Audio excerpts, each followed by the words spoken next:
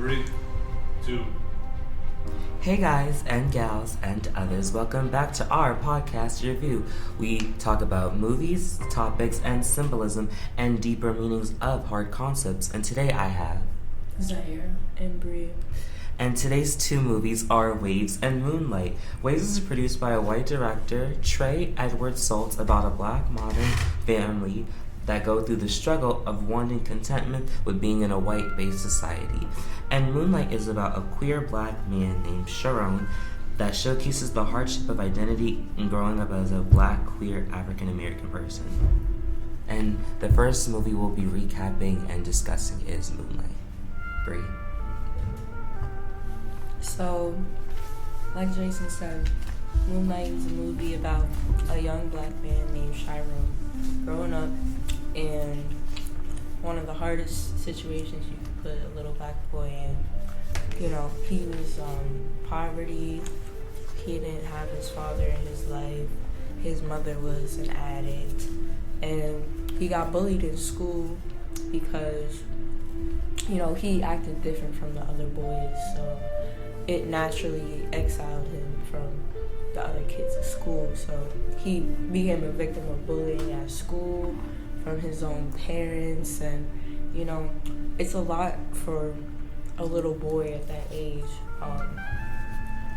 So the movie kind of sends Juan to Chiron as like a way of changing his perspective on life. Because Juan was the first Love interest? No. Oh, that was the father. Yeah. Okay, sorry. Child. I forgot So Juan was Chiron's first example of like a black man being okay with homosexuality and like his freedom of expression and really just wanting him to be the best that he could be, however that is, you know, being his true self. And Juan was really like this driving, inspirational force in his life because he lived a life and he had stories and wisdom for Chiron. And he also provided a place for him to be safe and, you know, live and be at when he couldn't be with his mother. And the movie is just, as it progresses, it shows more of him growing up and the really like progression of what happens to these little boys that grow up in these environments. Like, inevitably what they get themselves involved with is violence and drugs and things that are a detriment to their lives and their spirits and their identities and, you know, the people that they really truly want to be deep down inside. In the end, we see Chiron as a grown man. He you know, he's like a hardened criminal. He had been to prison. At this point, he's like full on like, you know, boss. Like he got his whip. He got like grills. He got like the whole shebang going on. And but it's, you know, we catch this glimpse at the end that it's not really him. You know, that front of like toughness and you know, when he's with his love interest, what's his name? When he's with his love interest, I forgot his name, but when he was with him, he became like, I guess, vulnerable to himself again. I did love the ending though. They ended up like having a moment together. But one thing I took away from Moonlight, and I definitely loved Moonlight, was that I think as a black man myself, I think that it showcased submitting. Like, you see how Sharon tried to do everything in his way to be who he was, and it didn't work out for him. But like you said, he became hardened. He submitted to what pop culture and to what stereotypes are given to African American men. And it's kind of sad that even I could understand his pain when it came to certain things, because I could understand where he was coming from with certain things and certain obstacles. Because even with the hating and the bullying, it was just like, it's hard to be yourself when a lot of cards are stacked up against you. So I took that away from the film. But overall, the film was so conflicting too for me, because his father figure was Guam, and Guam was also a drug. Guan. He was Guan. Yeah. Oh. He said Guan. Oh, Juan. He was a drug dealer too that sold drugs to his mom, to Chiron's mom. So it was, for me, it was hard because it's like this guy is great for him, but it's like that, like it's somewhat conflicting. Another thing I took away from Moonlight was that the bully he encountered. Chiron had a bully, and it's funny because every time this bully would pick on him or fight him or jump him in any type of way, there was no effect or there was no consequence for his actions. Now, Chiron was at his breaking point, and I did look it up. He actually did kill the guy with a chair. Like, he eventually got up and hit him with a chair and killed him. And that is realistic, unlike the other movie. But I think it's funny how the victim, in certain circumstances, are always the monsters at the end, when really it's a cause and effect ratio, not like it's out of impulse and, suppressing emotions. So I understand his pain on that. Now, I wanted to get to you, Zaira, because you said that you didn't like this film, and I just wanted to see, why.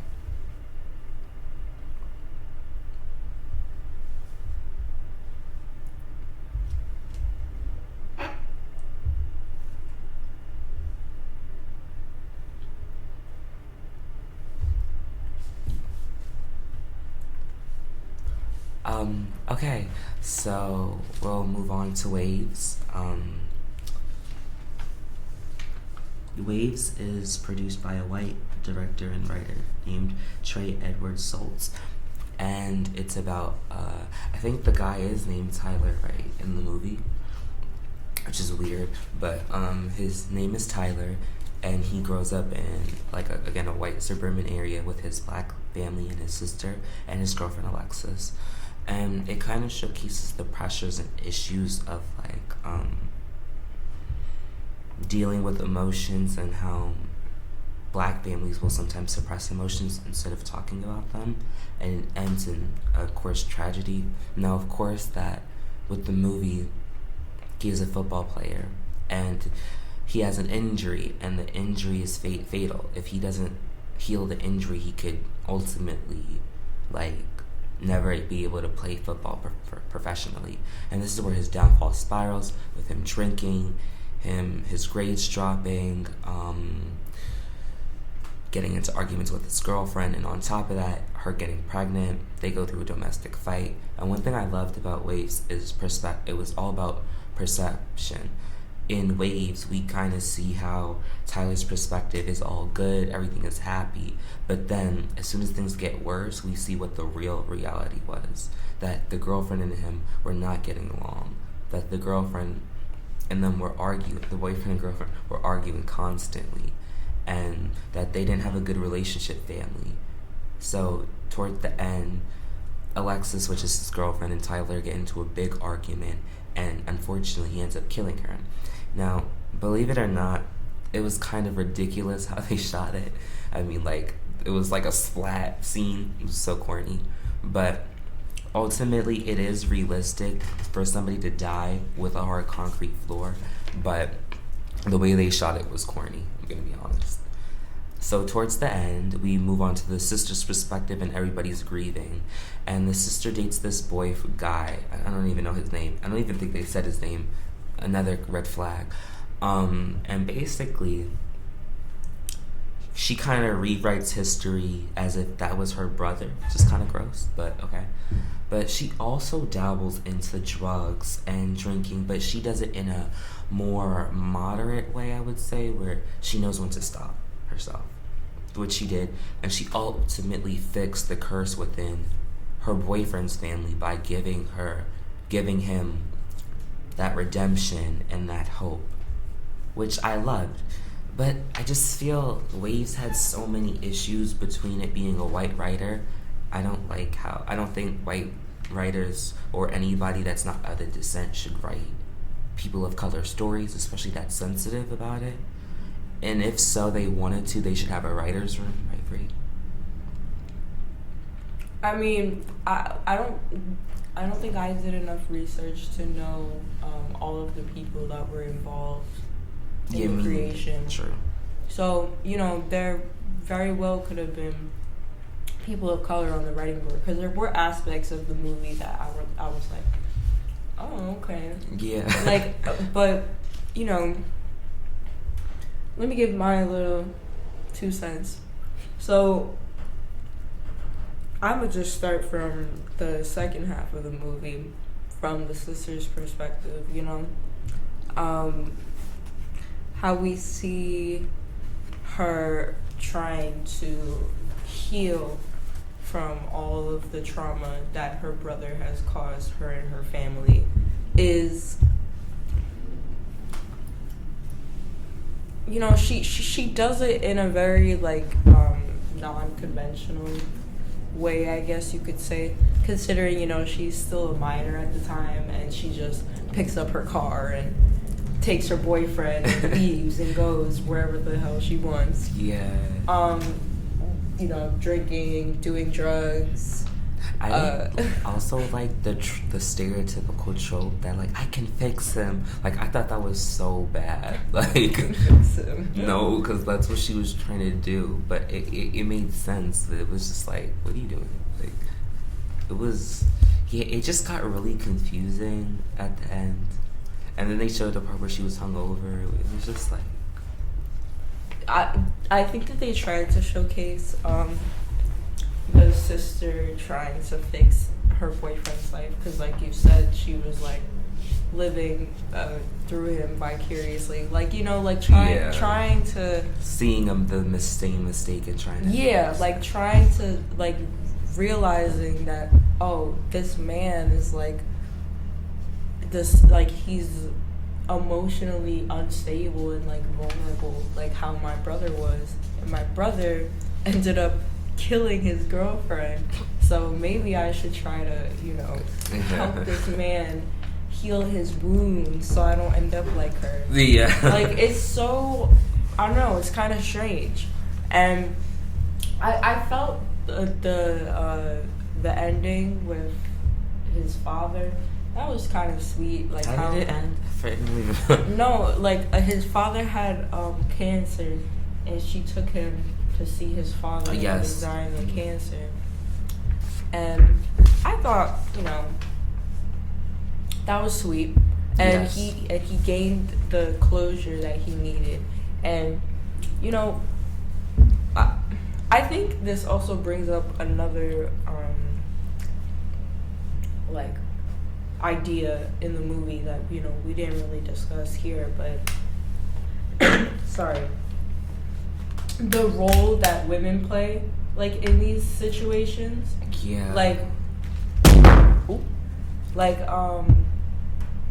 The mother, the stepmother, the mom, she was great. She was trying to de-escalate the situation, trying to talk about it, trying to actually sorry have a healthy communication. And she when it came to Tyler, I feel she was the one that tried the hardest. And then when something unfortunate happened, now the father tried and it was too late, she was already dead.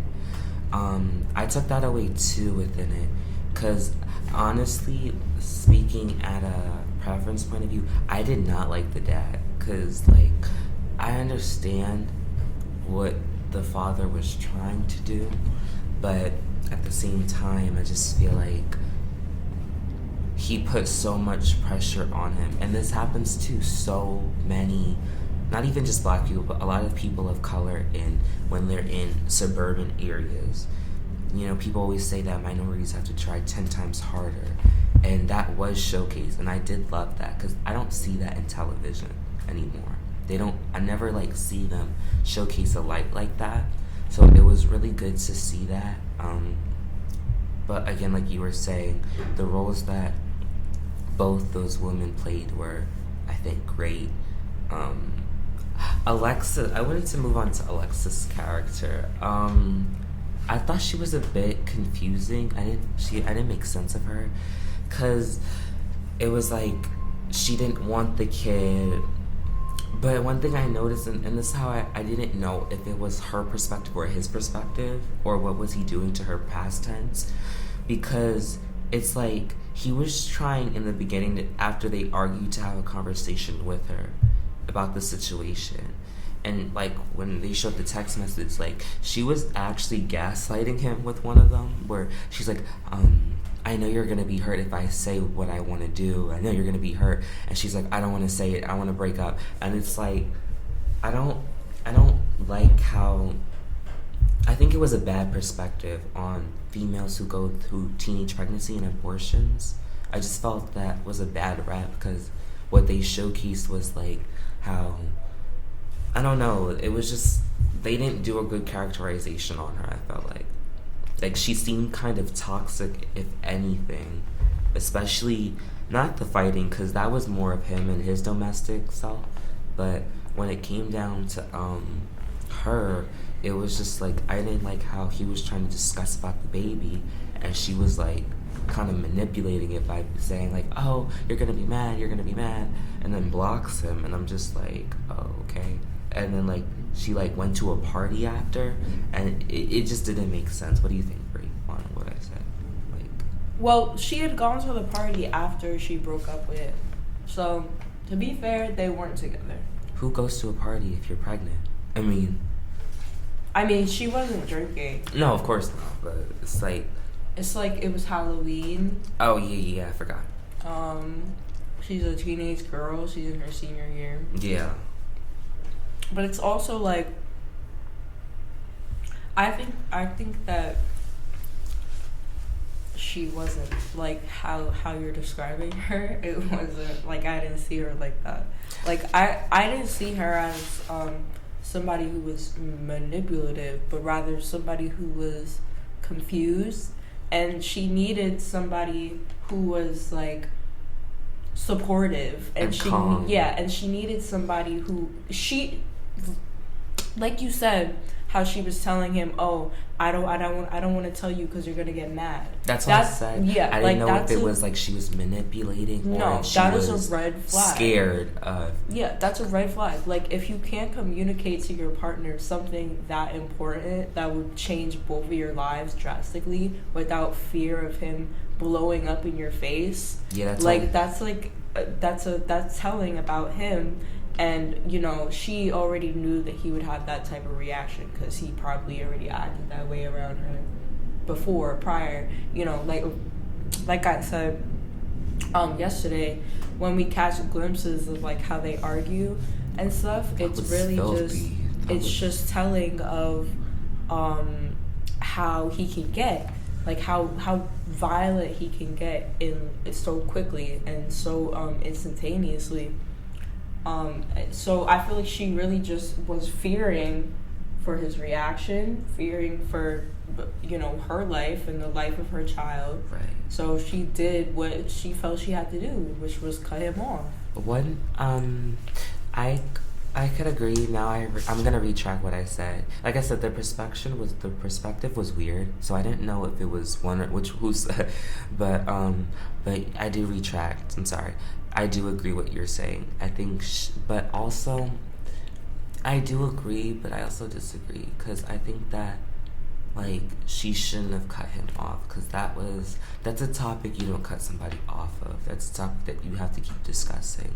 But also, are you coming at the point where he was abusive? Are you, like, trying to say that? Because I feel like they both were. Because in this scene, she starts slapping him first, and then he spits on her, which is, like, really terrible. It's bad. I saw that it's bad on both ends. But how did you see it, like, the abuse when it came to their fighting? Well, we only saw them fight 2 times, Yeah, and he the killed second her. time he killed her. So it's I mean, like that's not funny, sorry. he seems like the main aggressor. Right. I feel bad for her. I feel bad for the sister because she got bullied too. Because remember, they said he was a monster, now the family's a monster. It's sad, and they had a good reputation, I think, the family. So it's sad that, you work so hard to please a certain society just to get overturned by the society without any explanation. And I took that away from it too. I mean, he did have an explanation, and he had a reason as to why he wouldn't be able to play football anymore. It's just that when he was faced with something so unfair, like in his eyes unfair, like tearing his shoulder so he can't play football for the rest of his life, like he was like,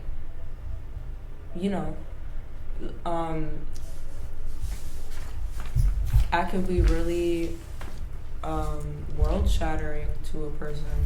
I feel like, again, speaking at a personal note, like, I feel like a lot of African American people struggle with this, that, like, and this is why I always say to not just everybody that, hey, you should pick up, like, other skills besides that main one, because this happens constantly, time again to people, where they focus on that one skill, and unfortunately it may not work out, and things become life-shattering for people, where they go on to drugs, and this is very heavily based in certain communities. And I'm not saying, well, people need to pick up more skills, but what I'm saying is that a lot of people have a hard time, I feel like, embracing new opportunities or new upcoming things in their life. Like, I always say this in a time and time again to people, even Brie, I always say it's good to open yourself up to new things. And I think if his dad opened him up to other things besides wrestling or football, I believe he would have been a little bit better. Because I feel like, to me, when he realized the thing with the shoulder, I feel like he realized that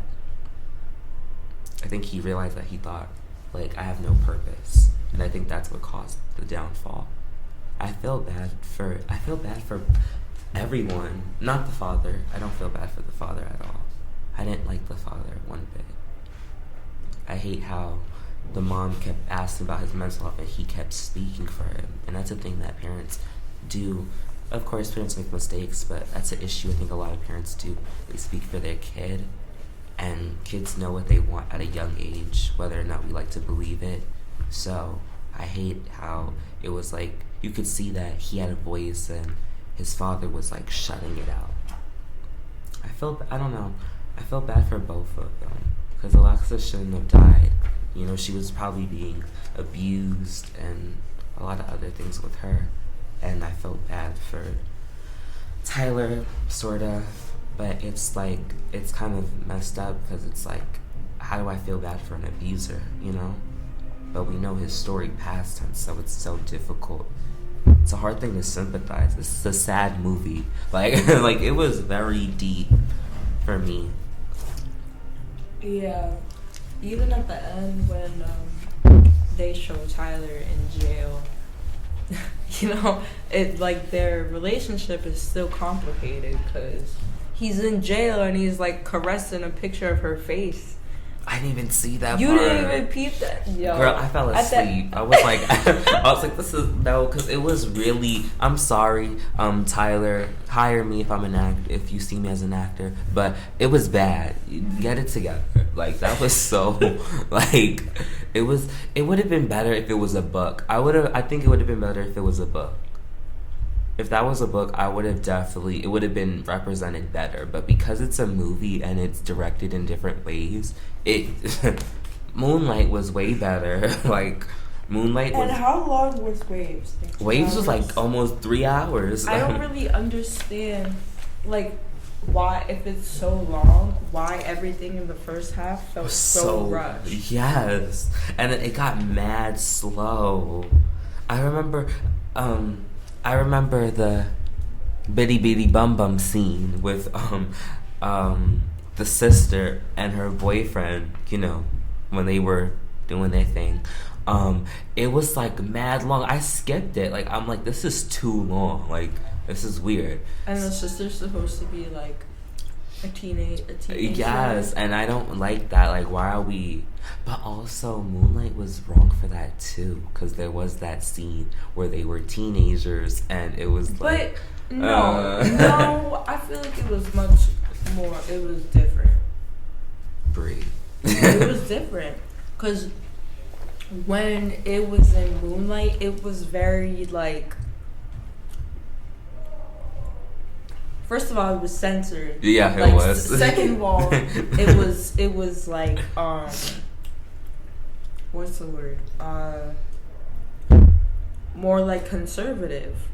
Yeah. Like, it wasn't. It really didn't. Like, it just alluded to the act. It didn't really show or outwardly suggest anything with dialogue. Yeah, it wasn't like It wasn't that bad. No, it wasn't. It wasn't. So it was just a little like, oh my god, it was a little shocking. No, I don't think that's a fair comparison. You're right. It wasn't that bad. It wasn't, but Waves was pretty bad. Waves was like, oh my god, because it lasted like a good 5 minutes, and I'm like, oh my god.